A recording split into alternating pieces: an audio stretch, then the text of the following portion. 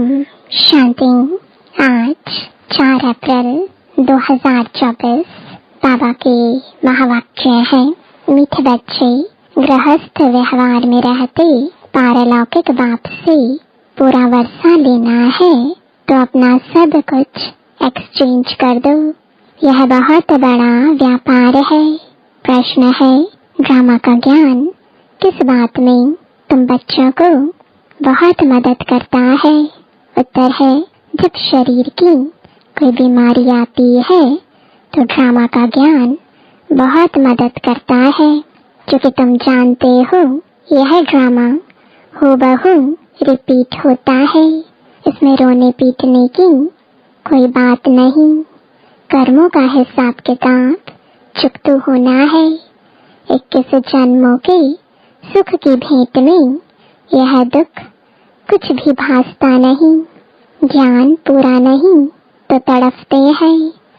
ओम शांति। भगवानुवाच।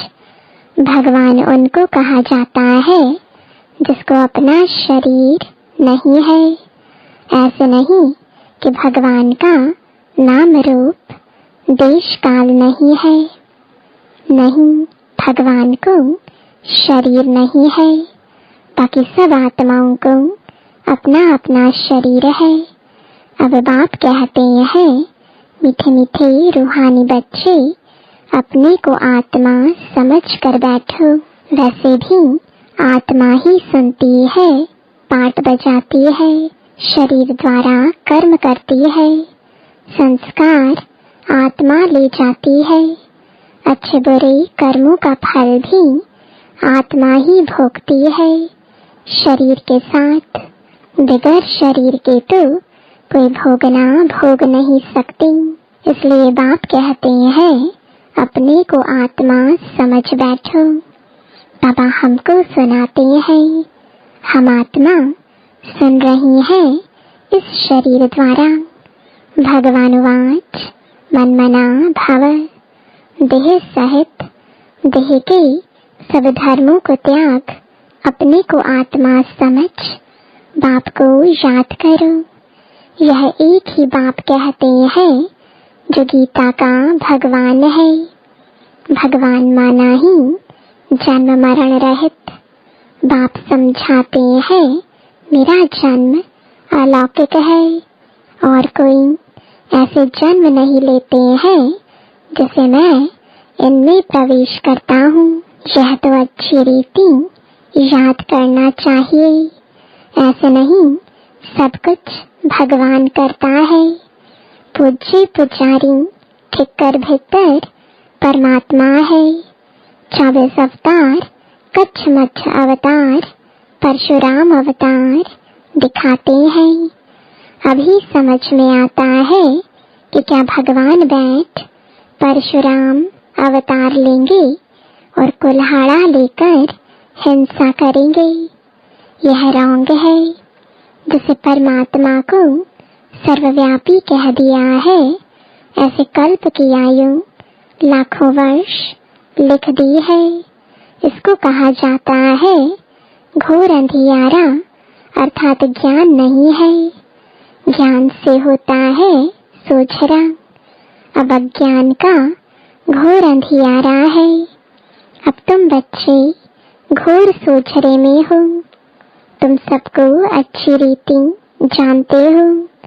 जो नहीं जानते हैं वह पूजा आदि करते रहते हैं। तुम सबको जान गए हो, इसलिए तुमको पूजा करने की दरकार नहीं। तुम अभी पुजारीपन से मुक्त हुए। पूज्य देवी देवता बनने के लिए तुम पुरुषार्थ कर रहे हो। तुम ही पूज्य देवी देवता थे, फिर पुजारी मनुष्य बने हो।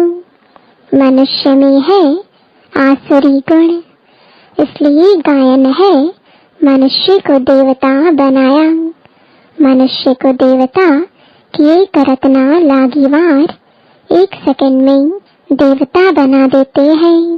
बाप को पहचाना और शिव बाबा कहने लगा। बाबा कहने से दिल में आता है कि हम विश्व के स्वर्ग के मालिक बनते हैं। यह है बेहद का बाप। अभी तुम फट से आकर पारलौकिक बाप के बने हो। बाप फिर कहते हैं गृहस्थ व्यवहार में रहते हुए अब पारलौकिक बाप से वर्षा ले लो। लौकिक वर्षा तो तुम लेते आए हो, अब लौकिक वर्षे को पारलौकिक वर्षे के साथ एक्सचेंज करो। कितना अच्छा व्यापार है। लौकिक वर्षा क्या होगा? यह है बेहद का वर्षा। सभी गरीब झट ले लेते हैं, गरीबों को एडॉप्ट करते हैं। बाप भी गरीब निवाज है ना। गायन है मैं गरीब निवाज हूँ। भारत सबसे गरीब है। मैं आता भी भारत में हूँ। इनको आकर साहूकार बनाता हूँ। भारत की महिमा बहुत भारी है। यह सबसे बड़ा तीर्थ है, परंतु कल्प की आयु लंबी कर देने से बिल्कुल भूल गए हैं। समझते हैं भारत बहुत साहूकार था, अब गरीब बना है। आगे अनाज आदि सब यहाँ से विलायत में जाता था। अभी समझते हैं भारत बहुत गरीब है, इसलिए मदद देते हैं। ऐसे होता है जब कोई बड़ी आसामी फेल हो जाती है तो आपस में फैसला कर उनको मदद देते हैं। यह भारत है सबसे प्राचीन। भारत ही हैवन था। पहले पहले आदि सनातन देवी देवता धर्म था। सिर्फ टाइम लंबा कर दिया है, इसलिए मूंझते हैं। भारत को मदद भी कितनी देते हैं। बाप को भी भारत में ही आना है। तुम बच्चे जानते हो हम बाप से वर्षा ले रहे हैं। लौकिक बाप का वर्षा एक्सचेंज करते हैं पारलौकिक से, जैसे इसने यानी ब्रह्मा ने किया। देखा पारलौकिक बाप से तो ताज तख्त मिलता है। कहाँ वह बादशाही, कहाँ यह गदाई। कहाँ भी जाता है फॉलो फादर। भूख मरने की तो बात ही नहीं। बाप कहते हैं ट्रस्टी होकर संभालो। बाप आकर सहज रास्ता बताते हैं। बच्चों ने बहुत तकलीफ देखी है, तब तो बाप को बुलाते हैं हे परम पिता परमात्मा रहम करो। सुख में कोई भी बाप को याद नहीं करते, दुख में सिमरण सब करते हैं। अब बाप बतलाते हैं कि कैसे सिमरण करो। तुमको तो सिमरण करना भी आता नहीं है, मैं ही आकर तुमको बतलाता हूँ। बच्चे अपने को आत्मा समझो और पारलौकिक बाप को याद करो, तो तुम्हारे पाप कट जाएंगे। सिमर सिमर सुख पाओ, कल है कलेश मिटे तन के। जो तुम ऐसे कंचन थे, फिर पुनर्जन्म लेते लेते जो भी शरीर के दुख है सब मिट जाएंगे। तुम्हारी आत्मा और शरीर दोनों पवित्र बन जाएंगे। तुम ऐसे कंचन थे, फिर पुनर्जन्म लेते लेते आत्मा पर जंग चढ़ जाती है, फिर शरीर भी पुराना मिलता है। जैसे सोने में अलॉय डाला जाता है, पवित्र सोने का जेवर भी पवित्र होगा, उसमें चमक होती है। अलॉय वाला जेवर काला हो जाएगा।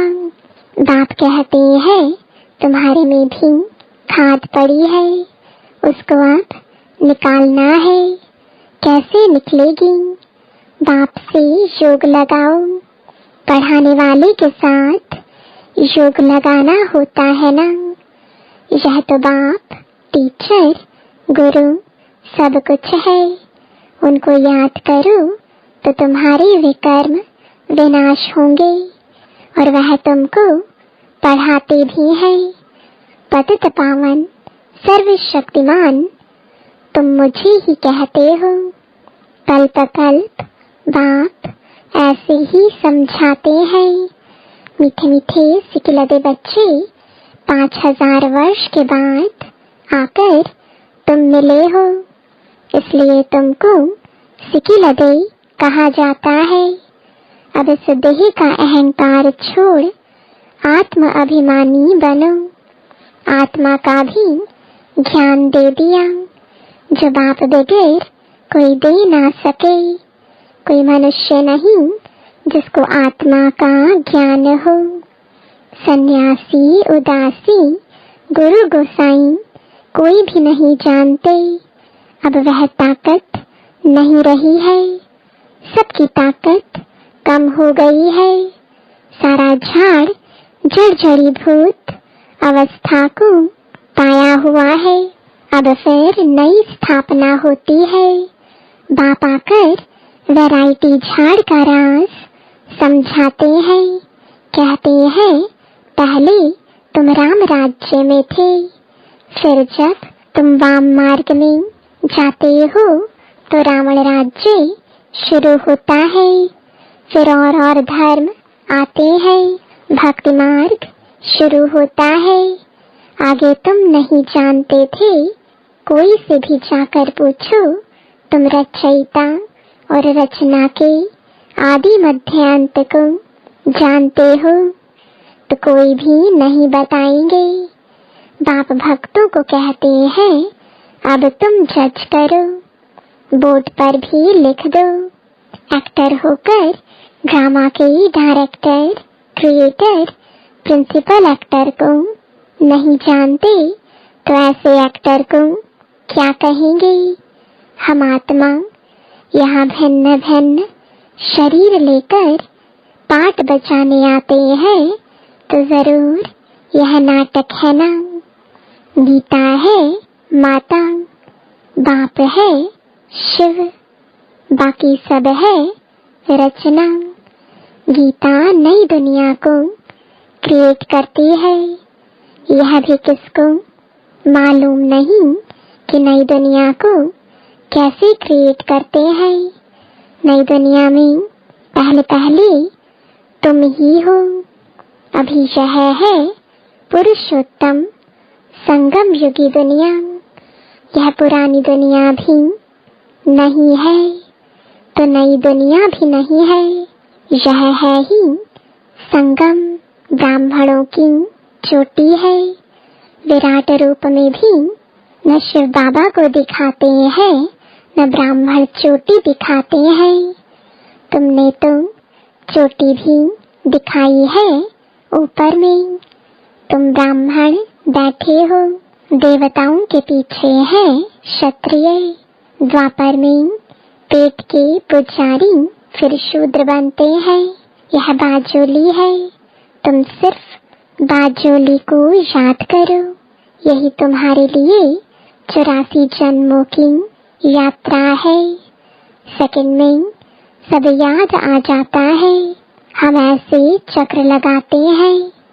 यह राइट चित्र है, वह रॉन्ग है। बाप बगैर राइट चित्र कोई बनवा ना सके। इन द्वारा बाप समझाते हैं तुम ऐसे ऐसे बाजोली खेलते हो। सेकंड में तुम्हारी यात्रा होती है। कोई तकलीफ की बात नहीं। रूहानी बच्चे समझते हैं बाप हमको पढ़ाते हैं। यह सत्संग है सत बाप के साथ। वह है झूठ संग। सचखंड बाप स्थापन करते हैं। मनुष्य की ताकत नहीं है, भगवान ही कर सकते हैं। भगवान को ही ज्ञान का सागर कहा जाता है। मनुष्य यह भी नहीं जानते कि यह परमात्मा की महिमा है। वह शांति का सागर तुमको शांति दे रहा है। सुबह को भी तुम ड्रिल करते हो, शरीर से न्यारा हो, बाप की याद में रहते हो। यहाँ तुम आए हो जीते जी मरने, बाप पर न्योछावर होते हो। यह तो पुरानी दुनिया, पुराना चोला है। इनसे जैसी नफरत आती है, इनको छोड़ कर जाए, कुछ भी याद न आए। सब कुछ भूला हुआ है। तुम कहते भी हो भगवान ने सब कुछ दिया है, तो आप उनको दे दो। भगवान फिर तुमको कहते हैं तुम ट्रस्टी बनो। भगवान ट्रस्टी नहीं बनेगा, ट्रस्टी तुम बनते हो। फिर पाप तो करेंगे नहीं। आगे पाप आत्माओं की पाप आत्माओं से लेन देन होती आई है। अब संगम युग पर तुम्हारी पाप आत्माओं से लेन देन नहीं है। पाप आत्माओं को दान किया तो पाप सिर पर चढ़ जाएगा। करते हो ईश्वर अर्थ और देते हो पाप आत्मा को। बाप कुछ लेते थोड़े ही है। बाप कहेंगे जाकर सेंटर खोलो तो बहुतों का कल्याण होगा। बाप समझाते हैं जो कुछ होता है हूबहू ड्रामानुसार रिपीट होता ही रहता है। फिर इसमें रोने पीटने दुख करने की बात ही नहीं। कर्मों का हिसाब किताब चुकता होना तो अच्छा ही है। वैद्य लोग कहते हैं बीमारी सारी उथल खाएगी।